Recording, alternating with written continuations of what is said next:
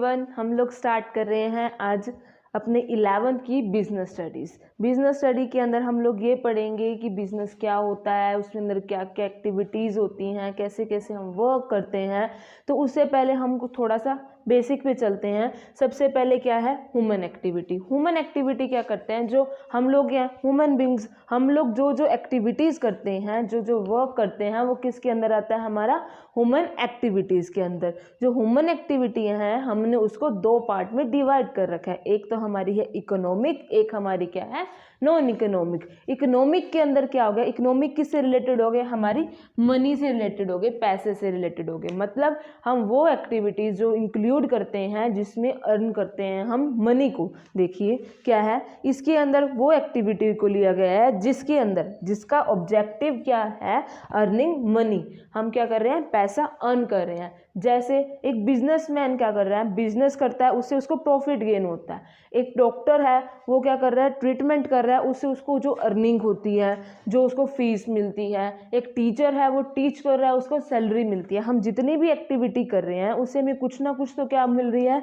Money gate हो रही है ना। तो वो किसके अंदर आ जाएगा, हमारी इकोनॉमिक एक्टिविटी में। उसके बाद क्या आता है, non economic activity. Non economic activity क्या होता है, जिसका मेन मोटिव पैसा ना कमाना होकर क्या होता है, साइकोलॉजिकल सेटिस्फेक्शन होता है। हमें क्या मिलती है, इंटरनली सेटिस्फेक्शन मिलती है। जैसे हम लोग क्या पुअर पीपल्स की हेल्प करते हैं, उससे हमें क्या मिलता है, कुछ नहीं मिलता, एक हमें सेटिस्फेक्शन मिलती है। अगर एक पर्सन अगर जा रहा है, उसको हमने रोड क्रॉस करवा दी, उसने हमें बोल दिया खुश रहो, तो उसको क्या हम मॉनेटरी टर्म में कन्वर्ट कर सकते हैं, नहीं कर सकते हैं। उसमें हमें क्या मिलती है, एक साइकोलॉजिकल सेटिस्फेक्शन मिलती है। इसका मतलब क्या हो गया, एक ह्यूमन बीइंग दो तरीके के काम करता है, एक इकोनॉमिकल, एक नॉन इकोनॉमिकल। इकोनॉमिकल के अंदर हम लोगों ने इंक्लूड कर रखा है बिजनेस को, प्रोफेशन को और एम्प्लॉयमेंट को। आगे हम इन्हीं को पढ़ेंगे कि क्या हमारा बिजनेस होता है, क्या प्रोफेशन होता है और क्या एम्प्लॉयमेंट होता है।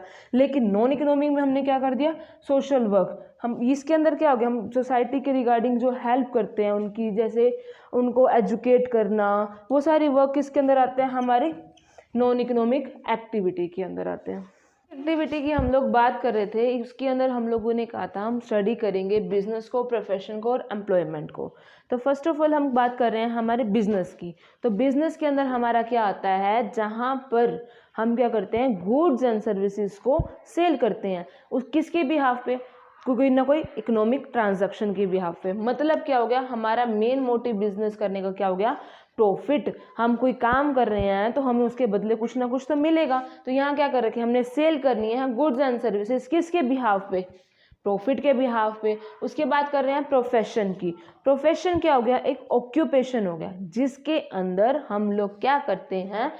अब देखो एक टीचर है, एक डॉक्टर है, वो किसके अंडर आएंगे, हमारे प्रोफेशन के अंडर आएंगे। मतलब उसकी कोई ना कोई क्या होगी, स्पेसिफिक क्वालिफिकेशन होगी। और जो क्वालिफिकेशन है फ्री के तो वो देंगे नहीं, कुछ ना कुछ तो हम पेड करेंगे। तो प्रोफेशन के अंदर क्या आ गया, जहाँ पर हमें क्वालिफाइड पर्सन्स की नीड होती है और जिसके अंडर हम लोग वर्क करते हैं। इसके लिए हमें पर्टिकुलर डिग्रीज वगैरह की, नॉलेज की, स्किल्स की ज़रूरत होती है। एम्प्लॉयमेंट क्या हो गया, एम्प्लॉयमेंट का मतलब होता है हम किसी के अंडर वर्क कर रहे हैं। जैसे ये लगा लो, टीचर का खुद का इंस्टीट्यूशन है तो किसके अंदर आएगा, प्रोफेशन के अंदर आएगा। बट अगर वो स्कूल के अंदर वर्क कर रहा है तो किसके अंदर आ जाएगा, हमारे एम्प्लॉयमेंट के अंदर आ जाएगा। इसका मतलब क्या हो गया, इसके अंडर हमारा क्या, हम किसी न किसी के अंडर वर्क करते हैं। जस्ट लाइक ये लगा लो, ये क्या हो गया, एक बिजनेस। बिजनेस में हमने क्या करना है, प्रोडक्शन करनी है किसी न किसी चीज़ की, उसको सेल करना है। इसके अंदर क्या होगा, जब आपके अंडर सब कुछ वर्क है तो आपका खुद का प्रोफेशन है। लेकिन अगर आप किसी के अंडर आ जाते हो तो वो क्या हो जाता है, हमारा एम्प्लॉयमेंट हो जाता है। चलिए हम लोग अभी बात कर रहे थे बिजनेस, प्रोफेशन और एम्प्लॉयमेंट की। तो सबसे पहला जो हमने उठाया है वो हमारा क्या है, बिजनेस। अब हम डिटेल में पढ़ेंगे बिजनेस क्या होता है। तो बिजनेस क्या होगा, देखिए बिजनेस क्या है, एक इकोनॉमिक एक्टिविटी है। बिजनेस क्या है, अब पार्ट इकोनॉमिक एक्टिविटी का, तो इकोनॉमिक एक्टिविटी तो ये है ही सही। इकोनॉमिक एक्टिविटी क्या थी, जहाँ हम किसकी बात करते थे, मनी की, अर्निंग मनी की बात की जाती थी, जिसके अंदर हम क्या करते हैं, रेगुलर बेसिस पे रेगुलर बेसिस पर क्या करते हैं, अर्न करते हैं प्रॉफिट। मतलब इन शॉर्ट एक बार मैंने कोई काम कर लिया वो मेरा बिजनेस नहीं है। सपोज इट, मेरे घर में एक फर्नीचर पड़ा था, वेस्ट था, मैंने सेल कर दिया, तो क्या मैं बिजनेसमैन बन गई? नहीं। तो एक चीज़ क्या होगी, ये क्या है हमारी इकोनॉमिक एक्टिविटी। दूसरी क्या हो गई, रेगुलर बेसिस पर हमारा होना चाहिए। तीसरा क्या हो गया, मेन मोटिव हमारा क्या होगा, अर्न प्रॉफिट करना, ठीक है। पर करेगा क्या, प्रोडक्शन करेगा और क्या करेगा, सेल करेगा। किस चीज़ की प्रोडक्शन और सेल करेगा, गुड्स की एंड सर्विसेज की। इसका मतलब बिजनेस क्या हो गया, जो कि इनपुट से कहाँ आता है, आउटपुट, ठीक है। साथ साथ हमने क्या करना है, कस्टमर तक उस चीज़ को पहुंचाना है।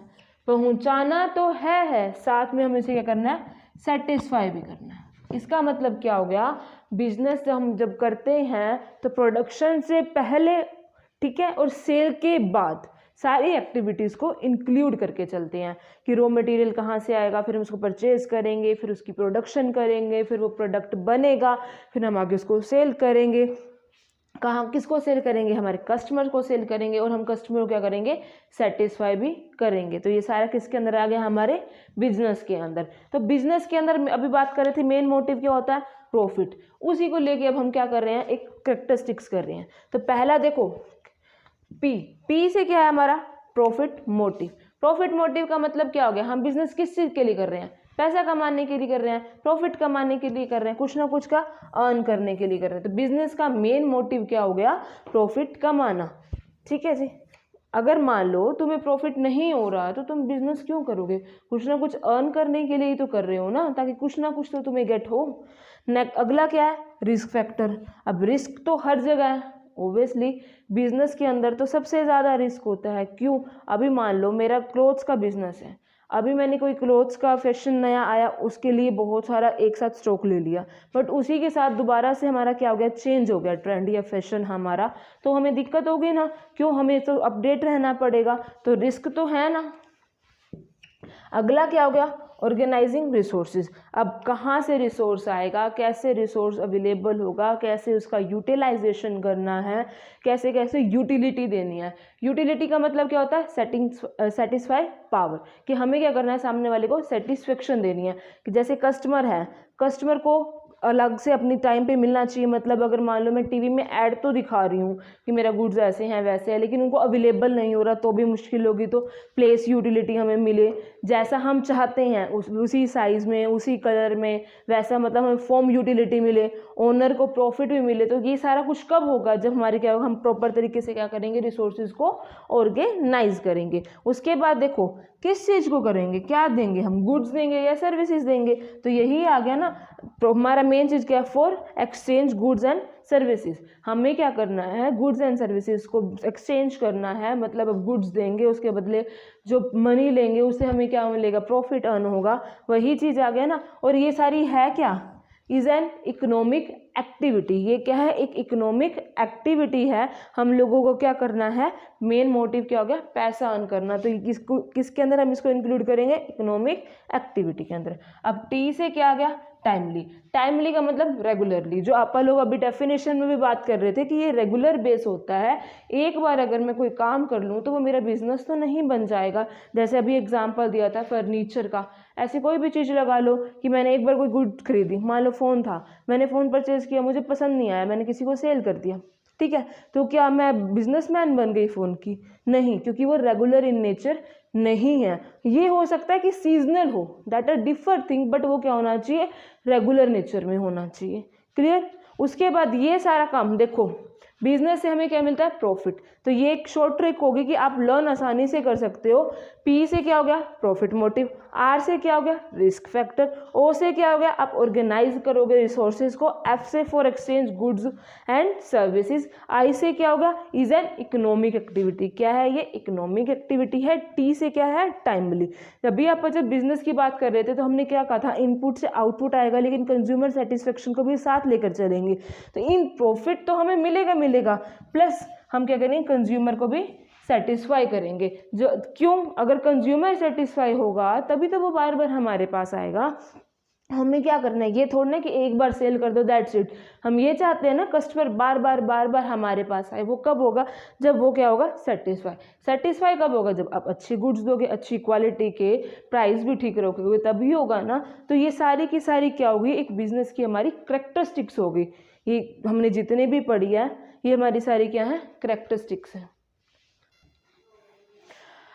हम लोगों ने बिजनेस के बारे में पढ़ा। अब सेकंड पार्ट हमारा क्या था, प्रोफेशन। अब प्रोफेशन के बारे में पढ़ रहे हैं। प्रोफेशन के अंदर क्या बोल रखा है, ये क्या है हमारे इकोनॉमिक एक्टिविटी। जब देखो हमने क्या कहा था, इकोनॉमिक एक्टिविटी के 3 पार्ट पढ़े थे, बिजनेस, प्रोफेशन एंड एक और क्या था, एम्प्लॉयमेंट। तो हम प्रोफेशन की बात कर रहे हैं तो ये भी क्या होगी, हमारी इकोनॉमिक एक्टिविटी होगी, जिसके अंदर हमारे को क्या चाहिए, स्पेशल नॉलेज चाहिए, स्किल चाहिए। अब प्रोफेशन के अंदर जैसे हम डॉक्टर का प्रोफेशन है, ऐसे तो कोई डॉक्टर बनेगा नहीं, उसकी प्रॉपर एजुकेशन होगी, आप किसी के अंडर ट्रेनिंग करोगे, प्रॉपर वर्क करोगे, तभी तो बनोगे ना। तो इसके अंदर देखो क्या चाहिए, स्पेशल नॉलेज चाहिए। हम क्या करते हैं, उसकी प्रैक्टिस करते हैं, जिससे हमारी क्या होती है, स्किल्स इंक्रीज होती हैं। तो इसके अंदर देखो पहला क्या बोला, इकोनॉमिक एक्टिविटी। दूसरा क्या आ गया, इसके अंदर क्या चाहिए, स्पेशल हमें नॉलेज चाहिए, जिसका यूज़ करके हम लोग क्या करते हैं, सोसाइटी को सर्विस देते हैं। क्या हम क्या करते हैं, सोसाइटी को सर्विस देते हैं। तो ये सारा किसके अंदर आ गया, हमारा प्रोफेशन के अंदर। तो देखो पहला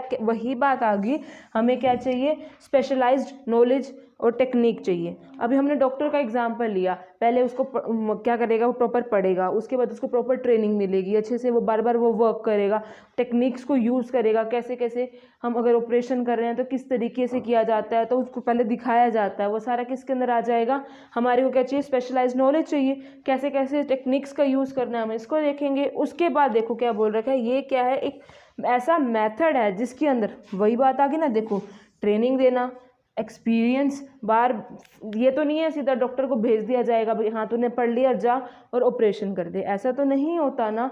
पहले क्या दिया जाता है, ट्रेनिंग दी जाती है कि इस तरीके से वर्क होता है। पहले किसी के अंडर आता है, वो देखता है कैसे कैसे में काम करना है, फिर उसको वो खुद से करता है, प्रैक्टिस करता है, तब जाके तो वो बार बार एक्सपेरिमेंट मारता है और उसको एक्सपीरियंस हो जाता है उससे, तभी तो वो बनेगा ना।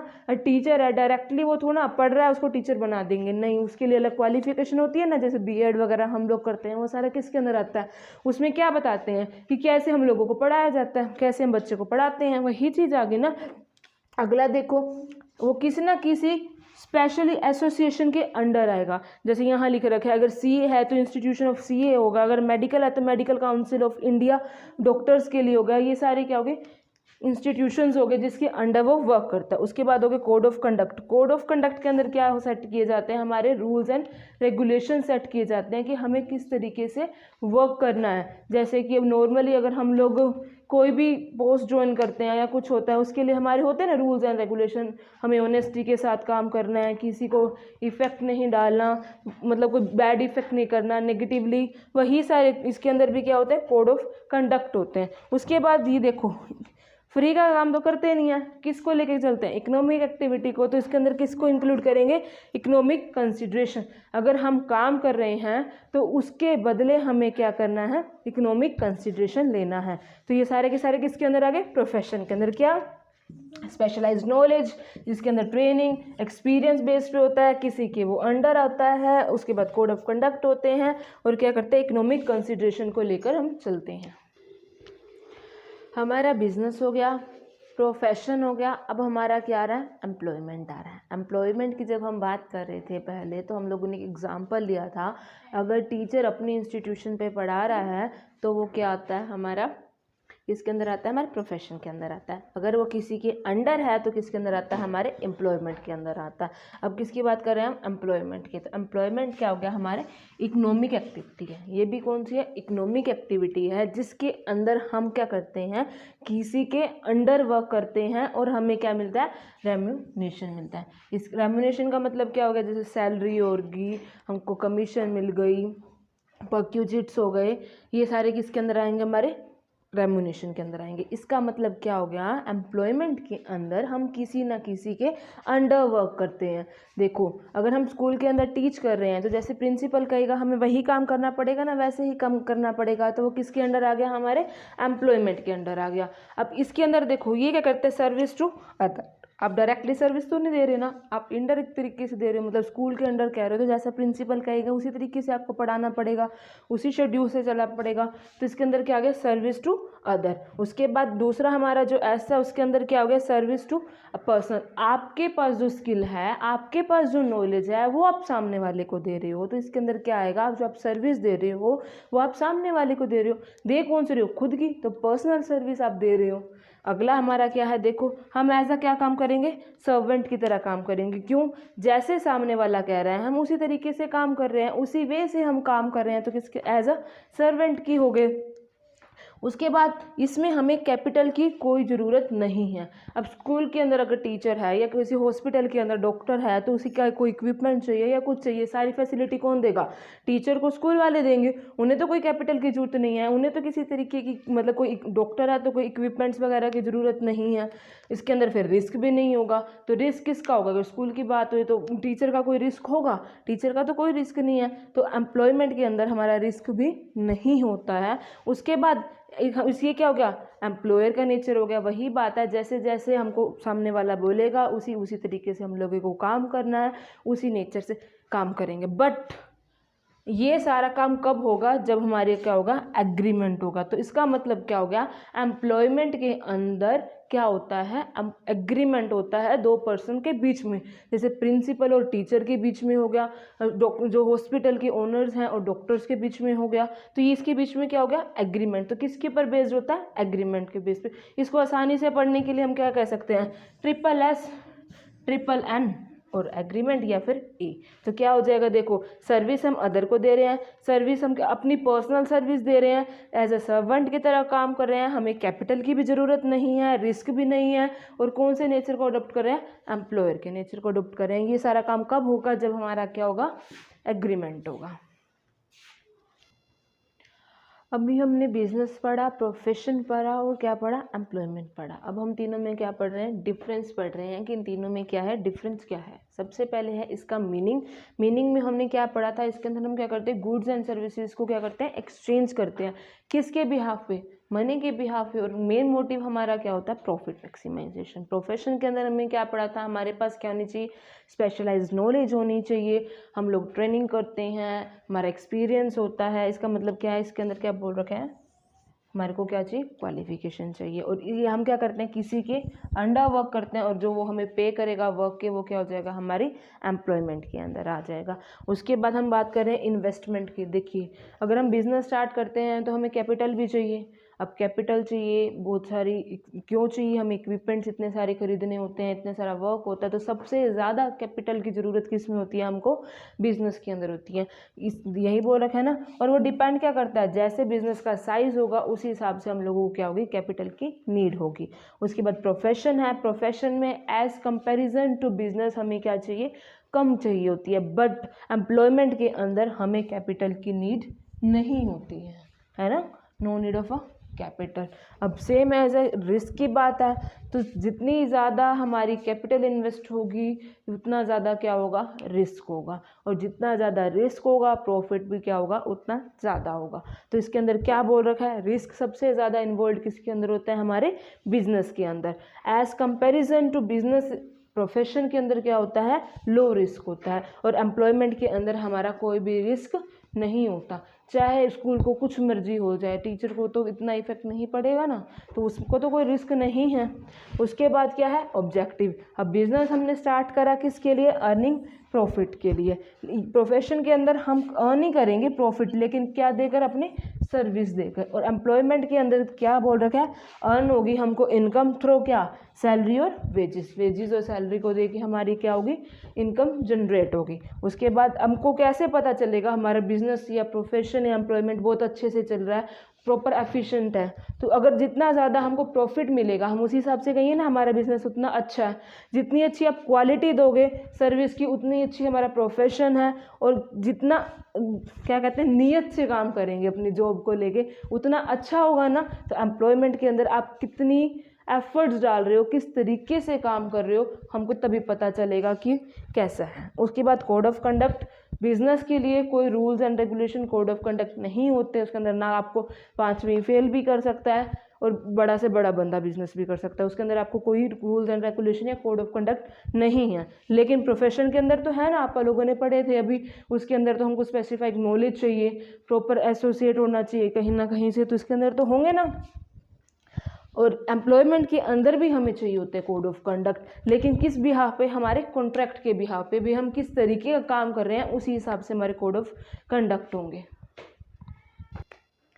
हाँ जी, हमने बिजनेस के बारे में पढ़ा, अब बात कर रहे हैं उसके ऑब्जेक्टिव्स को लेके। जो हमारा बिजनेस है उसकी क्या ऑब्जेक्टिव है, किस लिए हमने बिजनेस को स्टार्ट करा है। अब बिजनेस के ऑब्जेक्टिव को हमने दो पार्ट में डिवाइड कर रखा है। एक तो हमने ले रखा है इकोनॉमिक ऑब्जेक्टिव, दूसरा हमने ले रखा है सोशल ऑब्जेक्टिव। ठीक है, इनके आगे आगे जो हमारे पार्ट है उसको कंसिडर करेंगे। अभी पहले बात करी थी इकोनॉमिक की। इकोनॉमिक के अंदर कहाँ आते हैं, जहाँ हमको फ़ायदा हो फाइनेंशियली, पैसे के रिगार्डिंग हम बात करते हैं, वो हमारी इकोनॉमिक एक्टिविटीज़ होती हैं। और इकोनॉमिक एक्टिविटीज़ किसके अंदर, हमारे इकोनॉमिक ऑब्जेक्टिव के अंदर कंसिडर करेंगे। देखो इसको भी हमने शॉर्ट में कर रखा है।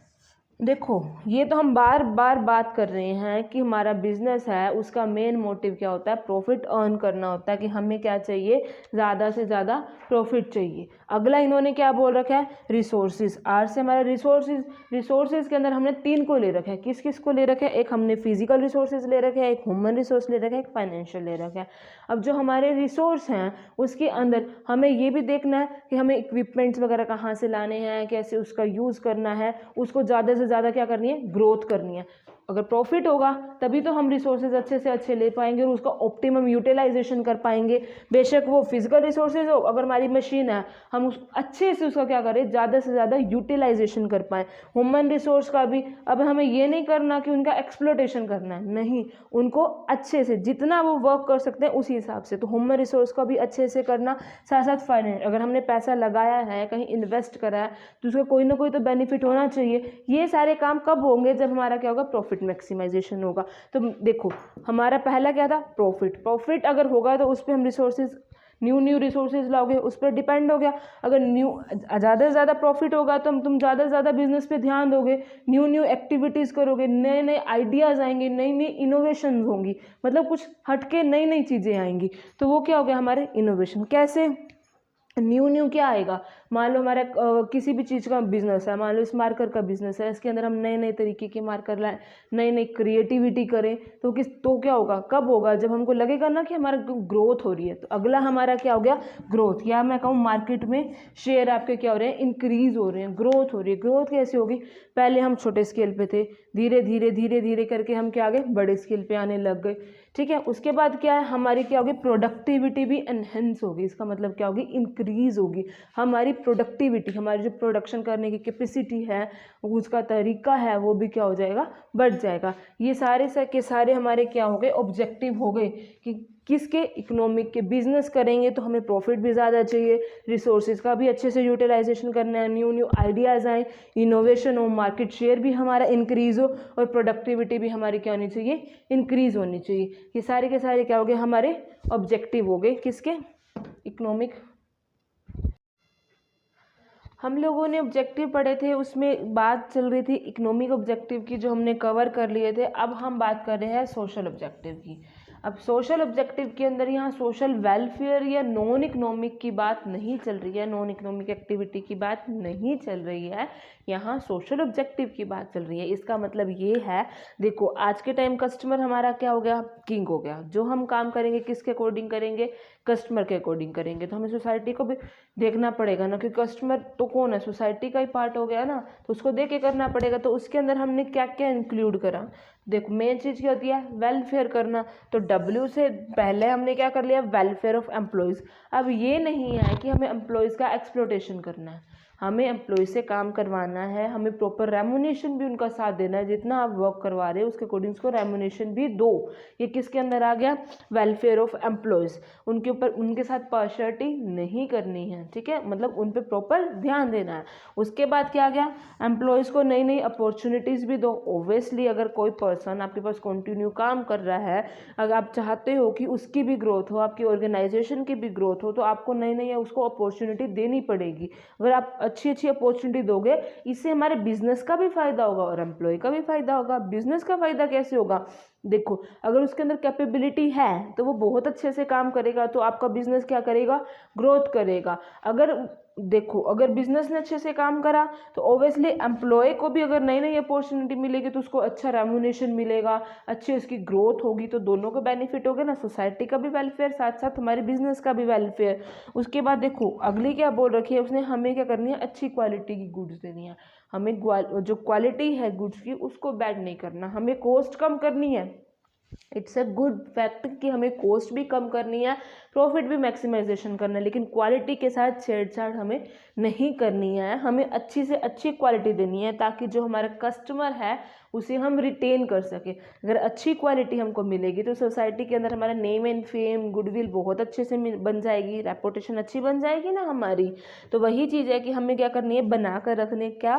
गुड क्वालिटी ऑफ प्रोडक्ट को। उसके बाद हमने क्या करना है? फेयर प्रैक्टिस करनी है, मतलब फेयर ट्रेड प्रैक्टिस करनी है। हम मतलब हमें कोई भी गड़बड़ घोटाला नहीं करना है उसके वेट में, उसके साइज़ में, उसकी क्वालिटी में, या किसी भी तरीके का। हमें क्या करना है? फेयर रहना है ताकि हमारा अच्छी रेपुटेशन बन सके और सोसाइटी का भी क्या हो? वेलफेयर हो। साथ हमें क्या करना है? पोल्यूशन भी नहीं करना है। अगर देखो, अगर हम मार्केट के अंदर ही अपनी एक इंडस्ट्री बना ले तो क्या वो चलेगी? नहीं चलेगी। या हम किसी सोसाइटी के अंदर हमारे घर के आसपास ही लगा लीजिए कोई, हम इंडस्ट्री सेटअप कर देते हैं कहीं, तो क्या वो चल पाएगी? इतने ज़्यादा पोल्यूशन क्रिएट करेगी, आसपास के जो लोग हैं वो बीमार होने लग जाएंगे। इसीलिए कहते हैं ना कि इंडस्ट्री क्या होनी चाहिए? थोड़ी दूर होनी चाहिए, और जहाँ पर इंडस्ट्री हो वहाँ अच्छी ग्रीनरी हो, ताकि जो हम पोल्यूशन फैला रहे हैं, वैसे तो हमें केमिकल वाइज इतने ज़्यादा यूज़ करने नहीं है, लेकिन जो हमारे नीडफुल है उसका जो इफेक्ट पड़ रहा है तो हमारी ग्रीनरी उसको क्या कर दे? कवर कर दे। इसका मतलब यही होगा हमें क्या करना है? जो हमारे पोल्यूशन है उसको क्या करना है? अवॉइड करना है। अगला क्या बोल रखा है? Reasonable price. अब देखो, बिजनेस स्टार्ट करा है तो हम फ्री का तो कुछ देंगे नहीं, कुछ ना कुछ तो प्रॉफिट मार्जिन रखेंगे। अब ये ना हो ना, कॉस्ट तो पड़ी हमारी 40 रुपये की, हम बेच रहे हैं 300 रुपये का, 100 रुपये का, 400 रुपये का, मतलब नहीं, ऐसा नहीं करना है। हमें रिजनेबल रखना है। हाँ, आप काम कर रहे हो, आपको सारी की सारी फैसिलिटीज़ दे रहे हो, आपको आगे एम्प्लॉयज़ को सैलरी देनी है, इक्विपमेंट्स लेने हैं, बहुत सारे काम करने हैं, तो आप कुछ ना कुछ आपको प्रॉफिट मार्जिन भी रखना है। आप सब कुछ देखो, लेकिन इतना ज़्यादा प्राइस मत कर दो जो कि रिजनेबल ना हो। तो हमें क्या करना है? रिजनेबल प्राइस रखना है। साथ साथ सोसाइटी का भी क्या करना है? वेलफेयर करना है। वेलफेयर कैसे? कि हम क्या करेंगे? जो सोशल रिस्पॉन्सिबिलिटीज़ हैं वो फुलफिल करें। जो कुछ गवर्नमेंट ने रूल्स एंड रेगुलेशंस बना रखे हैं, कुछ हमारे पर्सनल बनते हैं, हमारी रिस्पॉन्सिबिलिटी, हमें वो क्या करनी है? फुलफिल करनी है। तो ये हमारा क्या हो गया? सोशल ऑब्जेक्टिव में आ गया। देखिए, डब्ल्यू से हमारा क्या हो गया? वेलफेयर। ई से हमारा क्या हो गया? एम्प्लॉयमेंट। एल से हम क्या कर रहे हैं? अच्छी क्वालिटी के प्रोडक्ट को लेकर आ रहे हैं। फेयर ट्रेड है हमारा। उसके बाद ए से हम अवॉइड कर रहे हैं किसको? हमारे पॉल्यूशन को। रिजनेबल, आर से रिजनेबल प्राइस है। और ई से हमारा क्या हो गया? हम क्या कर रहे हैं? इंक्लूड करके चल रहे हैं कि हम सोशल रिस्पॉन्सिबिलिटी को भी साथ के साथ लेकर चल रहे हैं। तो ये सारा किसके अंदर आ गया? ऑब्जेक्टिव के अंदर। दोनों ऑब्जेक्टिव हमारे कवर हो गए। इकोनॉमिक ऑब्जेक्टिव भी कवर हो चुका है और हमारा सोशल ऑब्जेक्टिव भी कवर हो चुका है। ये हमारा अब लास्ट टॉपिक रह गया, क्या है? Role of profit in a business. Business हम करते क्यों हैं? प्रॉफिट कमाने के लिए। तो अब यही पूछ रहा है, अगर हमारे बिजनेस में क्या होगा? प्रॉफिट होगा तो उससे क्या क्या इफेक्ट पड़ेगा, क्या रोल है? अब इसके अंदर सबसे पहले तो यही है, अगर हम आपका बिजनेस बहुत अच्छे से चल रहा है, मतलब इसका मतलब क्या हो रहा है? प्रॉफिट हमें बहुत अच्छा हो रहा है, तभी तो आप सर्वाइव कर पाओगे ना, तभी तो आप लॉन्ग जाओगे। अगर मान लो आपको बिजनेस में अप एंड डाउन आ रहे हैं, वो तो है, हमारे बिजनेस में कभी अप आएगा कभी डाउन आएगा, लेकिन हम इजीली सर्वाइव कब कर पाएंगे? जब हमारा प्रॉफिट होगा। तो इसने यही कह रखा है ना, तो हम आसानी से क्या कर पाएंगे? सर्वाइव कर पाएंगे। उसके बाद क्या? अगर आपका मतलब प्रॉफिट बहुत अच्छा है तब आप क्या करोगे? मोटिवेट होगे। मोटिवेट होगे तो आपकी पूरी एफिशिएंसी भी आप क्या इंक्रीज होगी, आपकी एफिशिएंसी, मतलब आप अपना 100% दोगे। एक गुडविल भी क्रिएट होती है, क्योंकि हम लोग क्या देखते हैं एक बिजनेस की कि वो कितना एक प्रॉफिट अर्न कर रहा है। अभी जब आप लोगों ने बिजनेस प्रोफेशन और एम्प्लॉयमेंट के अंदर डिफरेंस पढ़ा था, उसके अंदर हम लोगों ने क्या बात करी थी? बिजनेस का हमें कैसे पता चलता है कि वो किस पोजीशन पे है, जिस हिसाब से वो प्रॉफिट अर्न कर रहा है। वही बात हो गई ना कि जितना ज़्यादा प्रॉफिट अर्न करेगा उतनी उसकी क्या बनेगी? गुडविल बनेगी, रेपुटेशन बनेगी। देखो कितने ज़्यादा पैसे कमा रहे हैं, तो रेपुटेशन क्रिएट होती है ना। उसके बाद क्या रखा है? इससे हमारी क्या होगी? ग्रोथ होगी, एक्सपेंशन होगी। ग्रोथ कैसे होगी? अगर आप अच्छा से बिजनेस कर रहे हो, ठीक है, आपको बहुत अच्छा प्रॉफिट मिल रहा है, तो आप न्यू न्यू रिसोर्सेज लेकर आओगे। ठीक है, न्यू न्यू रिसोर्सेज आएंगे तो आपको नई नई इनोवेशन करोगे, इनोवेशन आपकी नई नई होगी तो आप कस्टमर क्या होंगे, अट्रैक्ट होंगे, तो क्या होगी, आपका बिजनेस की क्या हो जाएगी, ग्रोथ हो जाएगी। ये सारी चीज़ें कब होंगी, जब आपका प्रॉफिट होगा। उसके बाद क्या होगा, आपको मतलब आप इतने कैपेबल हो जाओ कि आप रिस्क भी ले सको, क्योंकि ये तो हम लोगों ने पढ़ा है, जितना ज़्यादा हम रिस्क लेते हैं उतना ज़्यादा हमें प्रॉफिट होता है। हमें यही तो कहना है ना, अब रिस्क बियर करोगे तभी तो प्रॉफिट ले पाओगे ना। तो वही चीज़ है, इधर देखो, अगर आप प्रॉफिट कर रहे हो, मतलब आपका प्रॉफिट हो रहा है, उससे आप क्या करोगे, बिजनेस में ज़्यादा से ज़्यादा कैपिटल लगाओगे, ज़्यादा से ज़्यादा आप कैपिटल अगर लगेगी तो वो बात होगी, मोर प्रॉफिट होगा, प्रॉफिट होगा तो और ज़्यादा कैपिटल इन्वेस्ट करोगे, जिससे ज़्यादा होगा, ज़्यादा से ज़्यादा क्या होगा, प्रॉफिट होगा। देखो, जैसे अगर हम चाय बनाते हैं उसके अंदर चीनी हमारी क्या है, ज़रूरी है ना, वैसे सेम बिजनेस के अंदर क्या है, प्रॉफिट होना ज़रूरी है। जितना ज़्यादा प्रॉफिट होगा उतना अच्छा हमारा बिजनेस होगा, जितने चीनी परफेक्ट होगी तो चाय परफेक्ट होगी, वही बात होगी। देखो बन गया ना, शुगर, जैसे बिजनेस के अंदर प्रॉफिट वैसे चाय के अंदर शुगर। तो आपका ये चैप्टर क्या हो गया, कंप्लीट।